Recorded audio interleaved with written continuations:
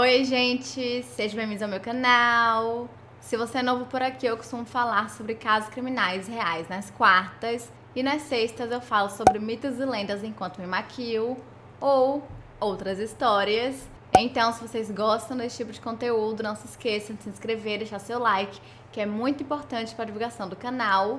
E se você tem alguma sugestão de casos criminais, mitos, lendas, ou basicamente qualquer tipo de história, é só comentar aqui embaixo que eu anoto tudo e tento trazer o mais rápido possível. E hoje temos mais um episódio do Chá das 6. E no vídeo anterior, uma seguidora até perguntou qual chá que eu tomo, então eu vou começar a falar pra vocês. E hoje eu estou tomando um chá de camomila com mel gelado, porque tá muito quente. Eu gravo os vídeos com ar-condicionado, só que na hora que eu tenho que gravar, eu tenho que colocar em um modo que fica basicamente ventilando e fica quente. Porque se eu deixo ele gelando, faz um barulho muito alto. Eu vou até testar em algum vídeo pra ver se incomoda muito vocês, porque tá começando a ficar difícil. Agora mesmo eu estou com o ventilador apontando pro meu pé pra eu não derreter. Mas eu já tô falando demais, então chega de blá blá e vamos pra história de hoje.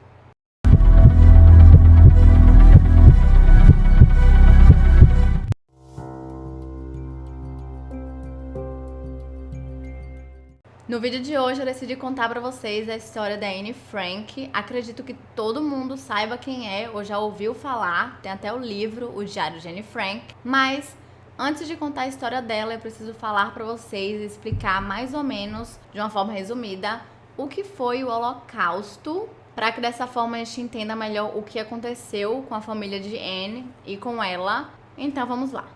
Holocausto é uma palavra de origem grega que significa sacrifício pelo fogo. O significado moderno do Holocausto é o da perseguição e extermínio sistemático apoiado pelo governo nazista de cerca de 6 milhões de judeus. Os nazistas, que chegaram ao poder na Alemanha em janeiro de 1923, acreditavam que os alemães eram racialmente superiores e que os judeus e outros tipos de pessoas eram racialmente inferiores a eles, sendo assim uma ameaça à auto-intitulada comunidade racial alemã. O Holocausto começou a ser idealizado por Adolf Hitler, quem mais? Quando ele estava redigindo seu livro Minha Luta, nos anos 1920, que por sinal ele estava dentro da prisão. E após assumir o poder da Alemanha em 1933, Hitler não demorou em dar início aos seus projetos. A perseguição aos judeus começou ainda antes da Segunda Guerra Mundial na forma de confisco de fortunas, expulsão forçada, destituição de empregos públicos, isolamento social e, sobretudo, pogroms. Um pogrom é um termo russo utilizado para designar o tipo de ato violento em massa contra pessoas, estabelecimentos comerciais, casas, ambientes religiosos, etc., de origem judaica. Quando a guerra teve início e as tropas nazistas começaram a ocupar muitas regiões da Europa, como os Países Baixos, a França, a Holanda, a Grécia e a Polônia, o plano de condução dos judeus para campos de trabalhos forçados foi posto em prática.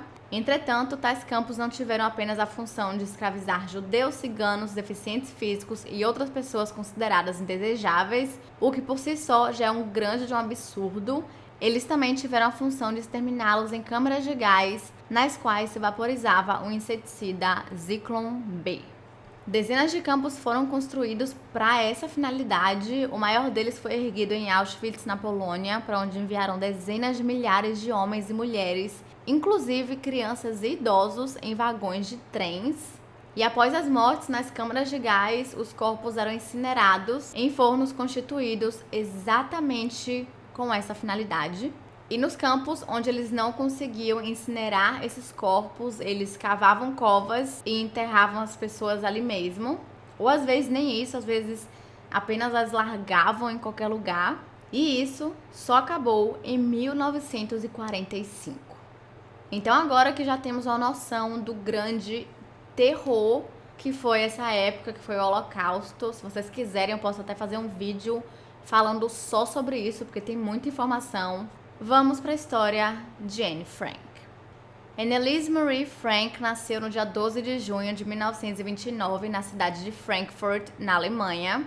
Mais conhecida como Anne, ela foi a segunda e última filha do casal judaico Otto Frank, que era um administrador de um banco familiar e ex-sargento do exército alemão durante a Primeira Guerra Mundial, e Edith Frank Hollander, que era filha de um rico empresário e dona de casa. Antes de Anne nascer, a dupla já havia tido a filha mais velha, Margot Frank. E apesar de ser uma família religiosa, a família Frank era bem liberal em vários aspectos, eles eram mais de buenas. E por conta disso, eles não seguiam todas as tradições judaicas. E além disso, a família possuía uma enorme biblioteca na casa, o que pra mim é um grande sonho. E eles também tinham uma condição econômica muito boa. Porém, na década de 30, a Alemanha passou por várias mudanças sociais e financeiras muito dramáticas, principalmente após a derrota da Primeira Guerra Mundial. E por conta disso, o banco em que Otto Frank trabalhava acabou entrando em falência e eles começaram a passar por uma crise econômica. E em termos sociais, a situação na Alemanha para os judeus era ainda pior. Como eu falei para vocês, eles não eram os únicos grupos como alvo, mas eles eram considerados os culpados pelo fracasso germânico na guerra. E além disso, eram considerados os culpados porque o país não conseguia se reerguer. Quem levantava essa bandeira eram os políticos de direita do Partido Nacional Socialista dos Trabalhadores Alemães, mais conhecido como Partido Nazista, os quais conseguiram ocupar muitas cadeiras no Parlamento Federal do país nas eleições de 1932. E em janeiro de 1933 teve a ascensão de Hitler. E ele se tornou o chanceler, ou o primeiro-ministro da Alemanha, fazendo com que a situação para os judeus ficasse ainda pior. O que já estava ruim desmoronou.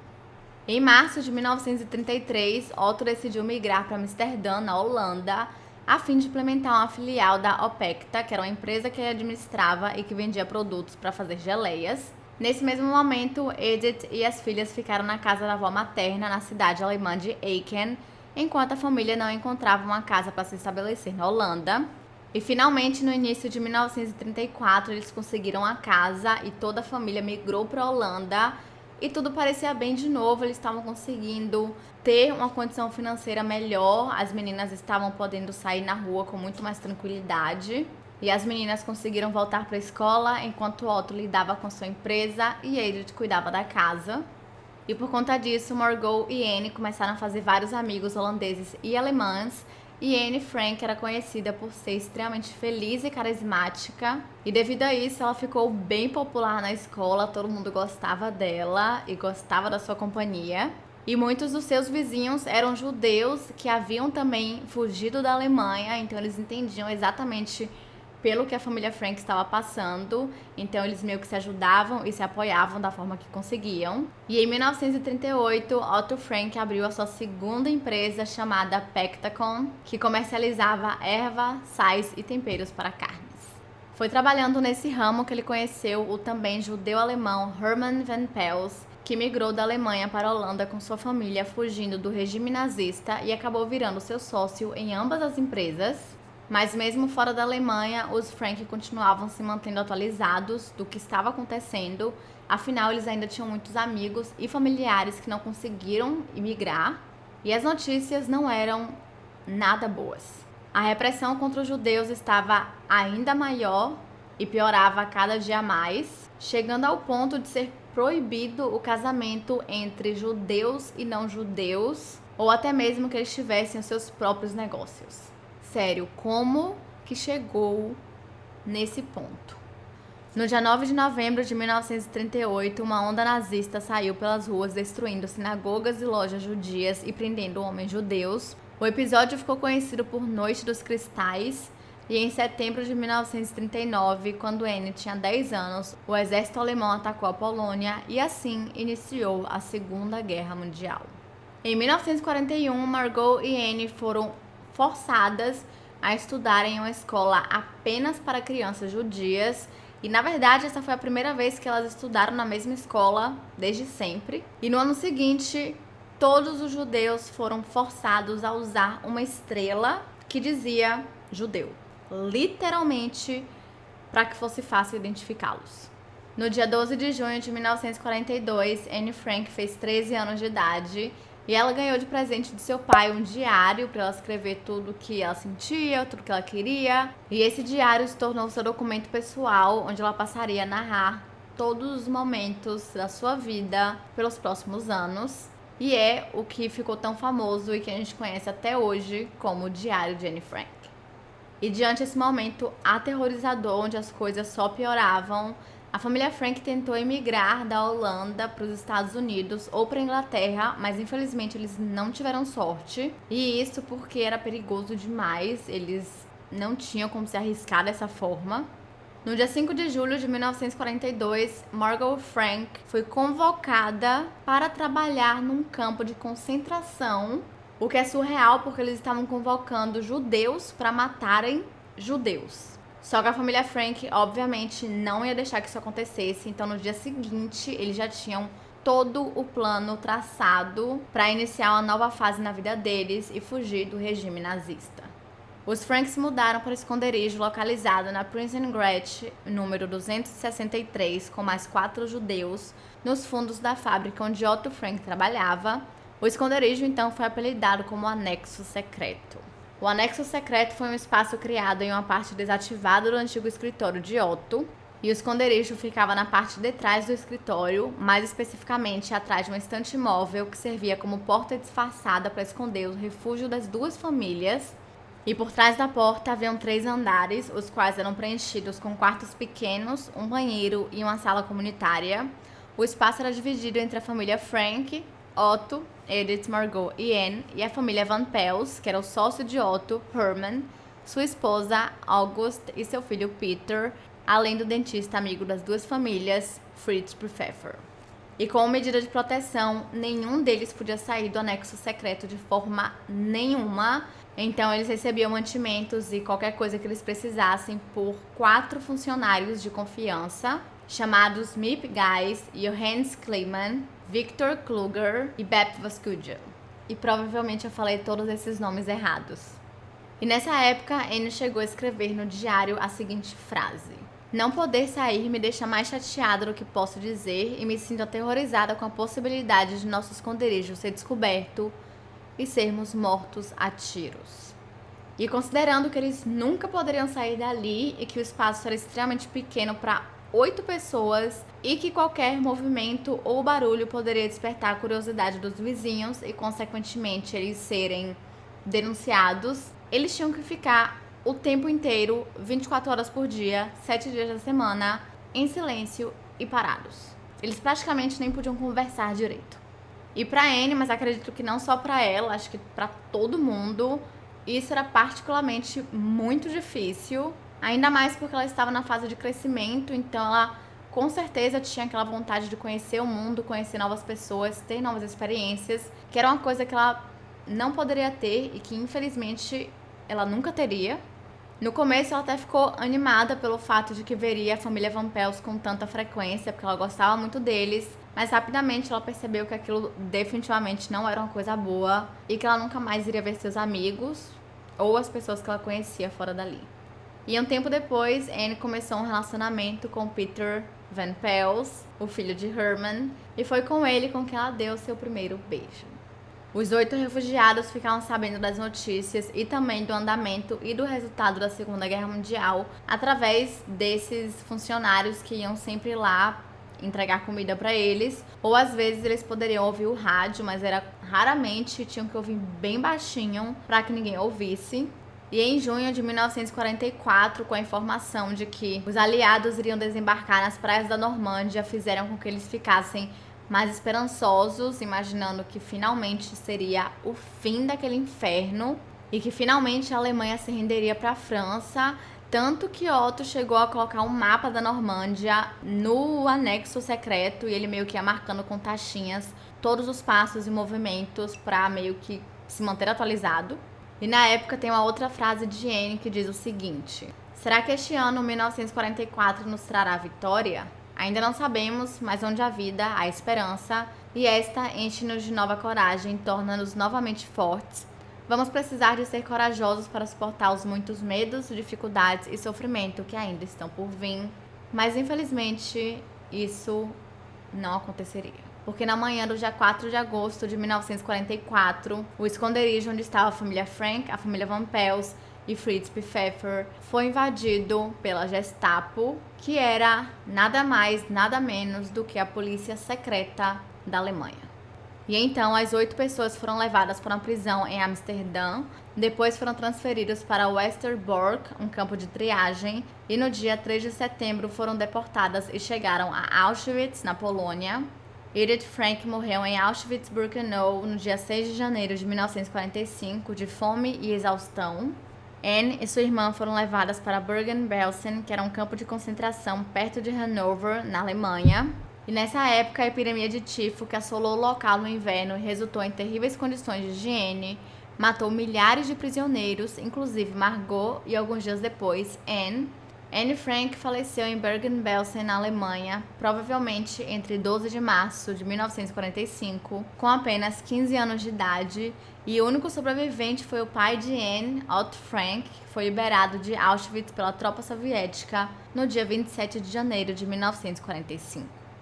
E quando Otto voltou para Amsterdã, Miep Gijs, que era uma das ajudantes, deu para ele o diário de Anne Frank, juntamente com mais de 300 folhas soltas que continham várias coisas escritas pela própria Anne. E Otto sabia que o grande sonho de sua filha era se tornar uma escritora, então ele juntou tudo isso e levou para ser publicado. E inicialmente ninguém queria publicar a história, todo mundo recusava. Mas aos poucos, devido à persistência de Otto, as editoras começaram a se interessar pela triste história de Anne Frank e toda a sua visão do que tinha acontecido, considerando que ela tinha apenas 15 anos de idade. E hoje em dia, o livro O Diário de Anne Frank está disponível em 70 idiomas. E além disso, inspirou diversos filmes e documentários sobre Anne Frank, mas não só dela, outras pessoas, outras histórias de pessoas do Holocausto, inclusive um documentário que tem na Netflix, para quem quiser assistir, que se chama Anne Frank, Vidas Paralelas, que eles contam da história de Anne Frank, mas eles também conversam com várias outras pessoas que eram crianças na época e viram tudo aquilo, então a gente tem essas outras visões, então é bem interessante. Eles mostram também várias imagens dos campos de concentração. É bem triste, mas para quem gosta desse tipo de assunto, vale a pena dar uma olhada. Hoje, a história de Anne Frank e sua família pode ser revisitada no Museu Casa de Anne Frank, em Amsterdã, que foi inaugurado no dia 3 de maio de 1960. O edifício está situado no mesmo local em que funcionava o anexo secreto e basicamente está da mesma forma, então deve ser bem tenso visitar lá, mas ao mesmo tempo interessante. E eu não sei se vocês sabem, mas tem uma mulher chamada Barbara Carlin, que é considerada a reencarnação de Anne Frank. Então vamos falar um pouquinho sobre ela. Menos de 10 anos após a morte de Anne Frank, em 1954, Barbara Carlin nasceu de pais cristãos na Suécia. E quando ela tinha apenas 3 anos de idade, ela falou para os seus pais que o nome dela não era Barbara e que sim, Anne Frank.